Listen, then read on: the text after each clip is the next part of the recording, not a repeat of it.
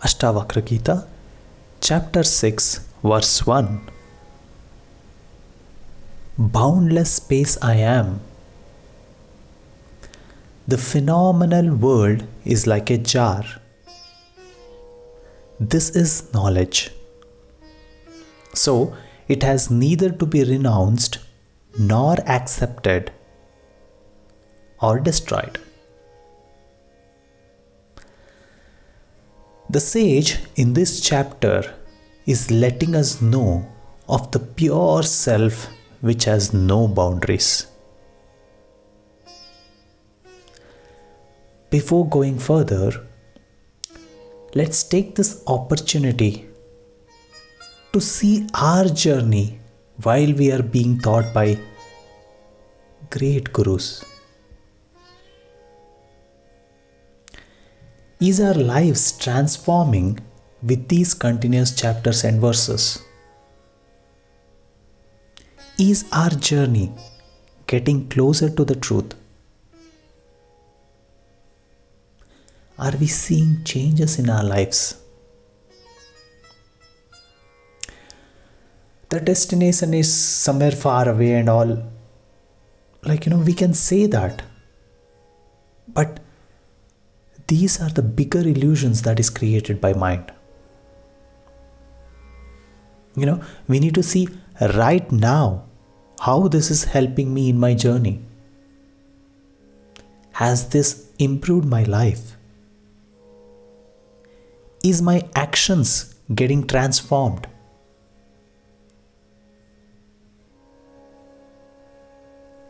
Is the God priority in my life? Is the God my priority in the thoughts, actions, and intentions? Am I with God?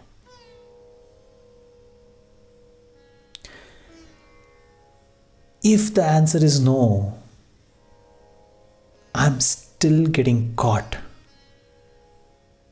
I'm still getting caught with my old patterns. Then I'll sit with myself and see what's happening. I'll pause, rework, and rise back. There's no feeling of pity or feeling of proud, nothing. Pause, rework, and rise back. The sage is saying, boundless space I am. And he's giving a metaphor of the jar. Let's see why he is giving this example and how he is relating to knowledge. Okay, let's do this experiment together. Let's assume that we have a jar in front of us. And I know that an empty jar has space inside it, right? The space inside the jar and the space outside, isn't it the same? Yeah, there might be some compositions like pressure and other things which may vary, but the nature of the space is same. Right? Okay, let's say we break the jar. What happens? Space is all the one. The space within and outside the jar is one. Say we go further, we'll further enhance our imagination and break the room where the jar was placed and where we were sitting and breaking the jar. Now, the space of the house and the room is the same. Similarly, we do this with the house. Now the space of the house and the world is the same. And this experiment can go on and on. Right? It's not that we are going to break the jar at home, we all will get nice scoldings. But it's worth observing this behavior of mind. We can observe how the mind keeps constructing new limits. This experiment is not limited to the examples of what the sage has pointed here.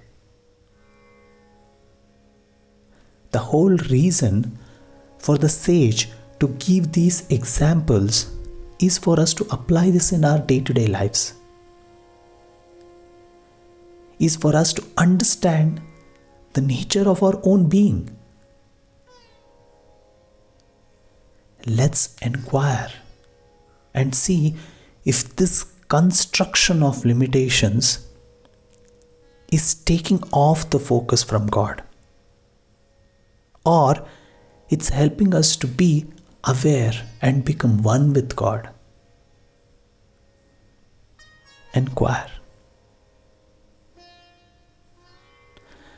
Just as a jar contains a space which is the same as the infinite space, so the universe, with its multifold name and form, contains a reality which is identical with the self, with the consciousness.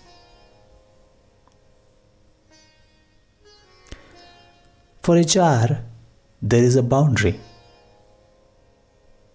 And whatever space inside the jar's boundary is like the whole world if we are inside the jar. Right? However, the sage is also letting us see the possibility of the space outside the jar. And asking, how different is the space outside the jar? If we can see that space, then the sage is asking us to look deeper on this. Isn't the world similar to the jar? Isn't the mind creating all different permutations, combinations within this limited space?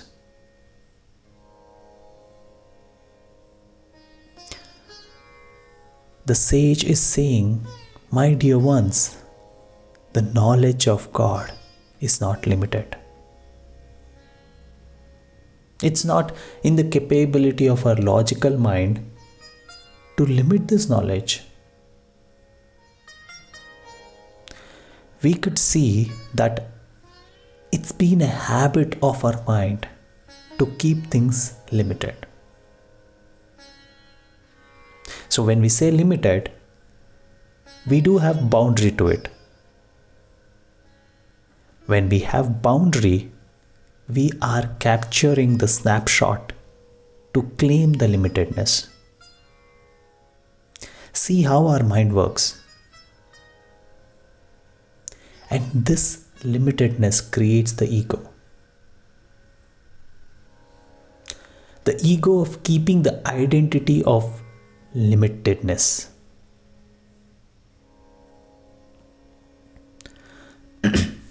Once Sri Paramahamsa Ramakrishna said, till we have reached the roof, we negate the stairs as something other than the roof.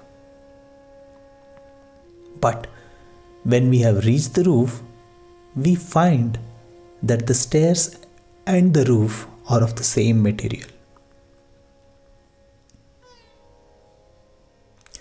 From this we can see how Guru Ramakrishna is saying the stairs as the path, and also negating the stairs also has the path to the roof.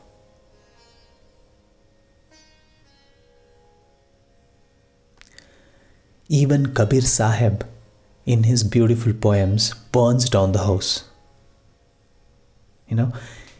He's trying to say the same thing, in fact. Boundless space I am. Why limit myself? They're all saying the same. When this knowledge has been attained, there is then only the one self. The question of renouncing, accepting, or destroying anything doesn't arise.